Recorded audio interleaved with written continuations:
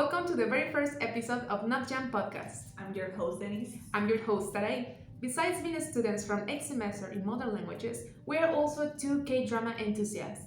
For this reason, we are here gathered the 3rd of May at the library to discuss a topic that has been captivating the community lately.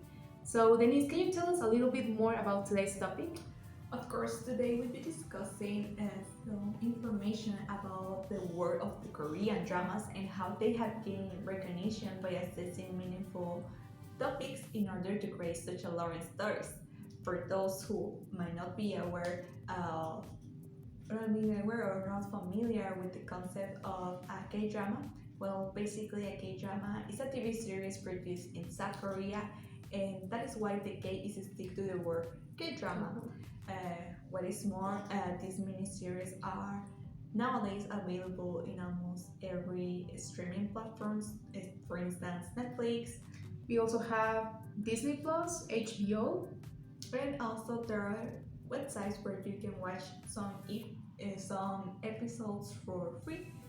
Such as Viki. I think every K-drama lover has heard or has used it before from at least once in their life.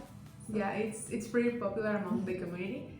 And now, concerning the length of these K-dramas, they usually are presented in the format of 16 or 20 episodes, but that depends, of course, on how the Korean company has managed the project. But there is also another format that Denise will elaborate a little bit more. Yes, we have web Korean dramas, and they are basically in a shorter format. They can vary from 6 to 8 episodes, and each episode lasts between 20 minutes or even less, and you can find it more easily on YouTube.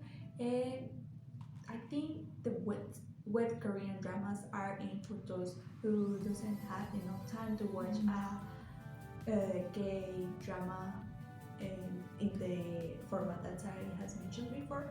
So yes, if you are a beginner and want to give it a try, I would recommend to watch first a web drama. Yes, and especially if you have a busy life, there is also another type of K-drama that I call it the one shot, because it's just one episode but it lasts around 2 hours, but it's just one episode, so it compiles the characters, the story, the drama in just one shot. And they have the same quality as the normal one. Yeah, so well, without further ado, let's dive into it. Well, I gotta say that I'm really intrigued about your first approach to K-dramas. Can you tell us what motivated you to watch them, or how was this experience for you?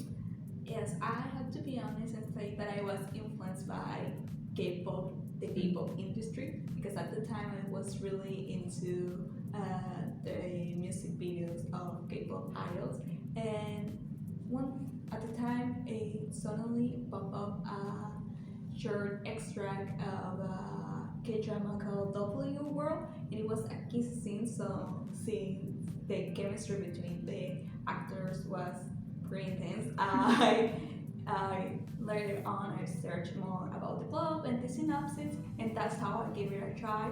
And well, the story is basically about a female doctor that got into a Webtoon and made by his father, and well, she saved the main male character from dying, since she's a doctor. It is an instinct for her to save him, and that's how the story develops. The father is trying to kill the character, but she's trying to save him, and yes, that's also because they have more. How can I say it? They spend time with each other. She falls in love with him, and that's how they're based. Wow, it sounds really captivating. Yes, I will recommend you to watch it. But now, tell me more about your first approach to the K-drama and what motivated you to watch. Well, I recall that I was in high school and I got this friend that was really into the Korean culture in general. So she recommended me a K drama called Descendants of the Sun, which it tells the story, the love story between the captain of the South Korea army and a surgeon. So they have different perspectives and views on life. So that kind of that those differences make the relationship very challenging because while the captain has to kill people to survive and to defend the community, the surgeon has to save their lives. So it shows this conflict between them, but at the same time, they they fell in love with each other. So I don't know. I love how they go against all odds to survive and to keep their love untouched. And as you mentioned before, you were influenced by the K-pop industry, right? Well, what I've heard and what I've read from on internet is that from the early 2000s to the early 2010s, um, this phenomenon of the Hallyu wave, also known as the Korean wave, that started to shift the attention from the music industry, the K-pop industry specifically, to the K-dramas, because since their the fan base from these K-pop groups were consolidated in first in the national territory and then to Latin America and North America. And the euphoria for knowing or to learn more about the culture and led people to know about K-dramas. And yes, that's basically how everything started. how everything started. Yes. Something that I really like to point out is that all Korean dramas used to have this narrative between the main characters that was the socioeconomic difference between them and how the family was against that. But nowadays, there's a different perspective and they talk about serious topics of public interest, such as mental health, bullying, and suicide, and more. Isn't this fascinating? I think we're on the same page because I think K-drama creators have taken the risk to implement subjects that trigger or that could be sensitive to certain audiences. For example, what comes to my mind right now is some dramas called, for example, Tomorrow, 39, or Move to Heaven. They try to provide tools to improve your mental health state. And for example, they assess topics related to strong emotions and how to manage them. And even if you have problems at home, at school, or at your job, and I think that you can relate to these situations because they happen in daily life and everyone's point of view highlights. So you have to accept and use these tools to improve your state and find help not just in your closed circle of friends but out there in the world. There might be some solutions you can find useful for yourself. Yes. Well, to add something to it, I think all of these come from the pressure that we have in our daily lives, and that's acceptable. And I would like to touch upon a different gay drama, which is called The Glory, that is been a boom recently.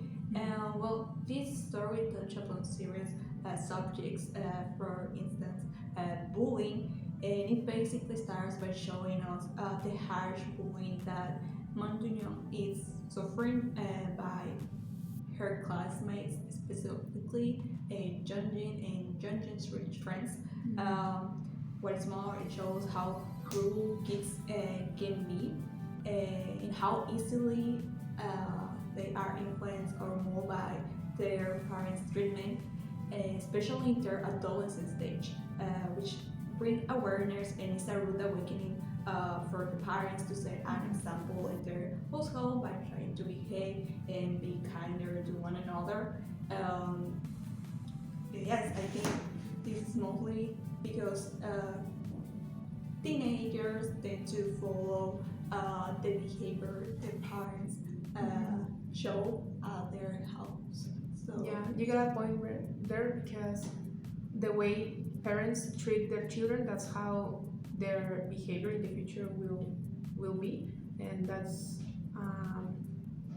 a subject that we have to assess right now. And I think another genre that is a must to watch is about love, because K dramas show not just the normal or the romantic relationship, they also explore friendship and siblings relationship, and I think they use different kinds of like love languages to talk about these topics, and of course implementing the ones that we already mentioned before. And what do you think about this?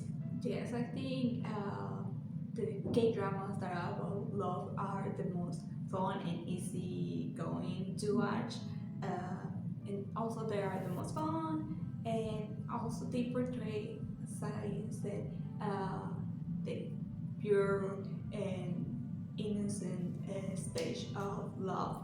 And but I would like to give a warning here because of course, all of us are down for a refreshing K drama, but don't get easily swayed by how lowly it sounds, because you might be prone to get a broken heart or even cry.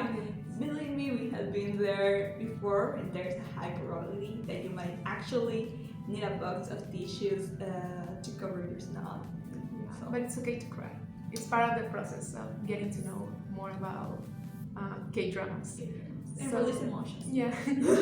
So be careful with that. Be careful. Well, I think we can wrap it up here. Had you had more questions on the subject, you can write your comments in the comment section below, and we will recommend you some K dramas that you can start with. So in the description box, we are going to add our two lists. So check it out if you have time. So see you next time. Bye.